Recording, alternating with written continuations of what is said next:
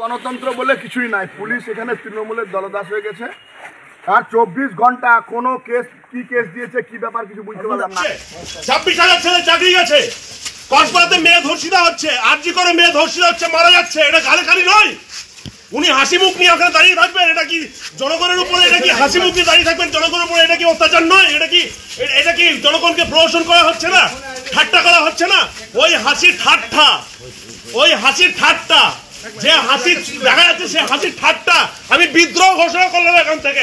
কালিয়া তালিয়া বাংলার জনগণ এই মনোবলটাই চায় যে বিদ্রোহী ঘোষণা করলাম আমি এখান থেকে। কালিয়া তালিয়া বাংলার জনগণ এই মনোবলটাই চায় যে বিদ্রোহী ঘোষণা করলাম আমি এখান থেকে।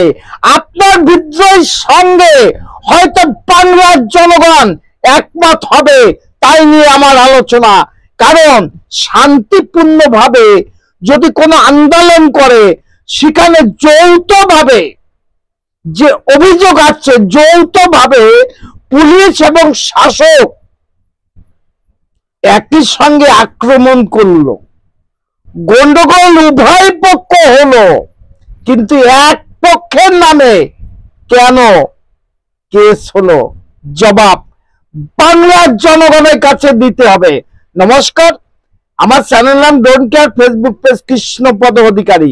বীরভূমে যে পুলিশের একভাবে যেভাবে বিরোধীদের কণ্ঠ রোধ করার চেষ্টা করছে, মনে হয় আগামীতে এই এক শ্রেণী পুলিশ প্রশাসনের জবাব দেওয়া লাগবে। কারণ মারামারি করলাম আমরা দুই পক্ষ, সেখানে এক পক্ষ কেন জেল কাস্টডিতে থাকবে আর এক পক্ষের নামে কোনো কেস হবে না কেন?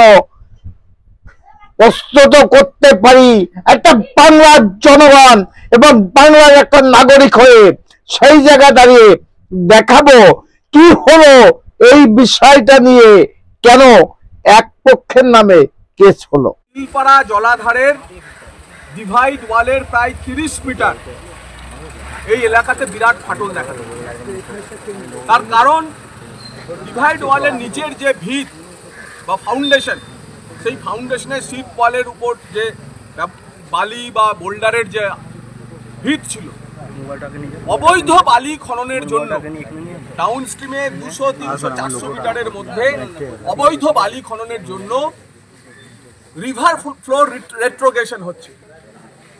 অর্থাৎ যে নদী তার প্রবাহমানতা মেনে আপস্ট্রিম থেকে গেট খুলে দিলে জল চলে যাওয়ার কথা সাঁইথিয়ার দিকে, এত বালি খাদান হয়েছে 200-300 মিটারের মধ্যে, প্রোগ্রেশনের বদলে রেট্রোগেশন হয়েছে, উল্টো দিকে জল এসে থামে। গণতন্ত্র বলে কিছুই নাই। পুলিশ এখানে তৃণমূলের দলদাস হয়ে গেছে। আর 24 ঘন্টা কোনো কেস কি কেস দিয়েছে কি ব্যাপার কিছু বুঝতে পারলাম না। আটকে রাখলো থানাতে কোনো পরিষেবা নাই, কোনো খাবার দেওয়া হয়নি, কোনো মশা মারা, কোনো মশা আজকে যেমন কালকে ডেঙ্গু হয়ে যায় অবাক হওয়ার কিছু নাই। এখানে বাথরুম একটা রাজনৈতিক কর্মী, আমরা কেউ আসামি নয়, রাজনৈতিক কর্মী আমরা আছি। বাথরুম জঘন্য গন্ধ, একটা এক কাপ চাও দেয়নি। গালাগালি দিয়েছি, প্রশাসনের গালাগালি দিয়েছি, কোন মুখ্যমন্ত্রী গালাগালি দিইনি, উনি হচ্ছেন প্রশাসনিক হেড, ওনার গালাগালি দিয়েছি। কারণ আজ 2011 থেকে শুরু করে এখনো পর্যন্ত সমগ্র বাংলা জুড়ে যে হতাশা তৈরি হয়েছে, সেই হতাশার বই প্রকাশ হয়েছে, আমার ইমোশনাল রিলিফ হয়েছে। No one can stop me. I declare rebellion against this government. I declare rebellion against this government. আমি এই গভর্নমেন্টের বিরুদ্ধে বিদ্রোহ ঘোষণা করছি। প্রশাসনের কাছে আমি একটা বাংলার নাগরিক হয়ে আমি প্রশ্ন করতে চাই, দুপক্ষের গন্ডগোলে কেন এক পক্ষ জেল কাস্টডি এবং হাজতবাস করবে, এবং তাদের বিরুদ্ধে কি ধরনের কেস সাজানো হয়েছে যে একটা আন্দোলনের নামে তারা শান্তিপূর্ণভাবে অবস্থান করছিল, সেখানে কেন পুলিশ এমনকি কেস দিল 14 দিন জেল হেফাজতে থাকতে হবে? প্রস্তুত রাখতেই পারি বাংলার জনগণ হয়ে এই কণ্ঠ কোনোদিন রোধ হবে না। কণ্ঠ আছে যতদিন, প্রতিবাদ আছে ততদিন।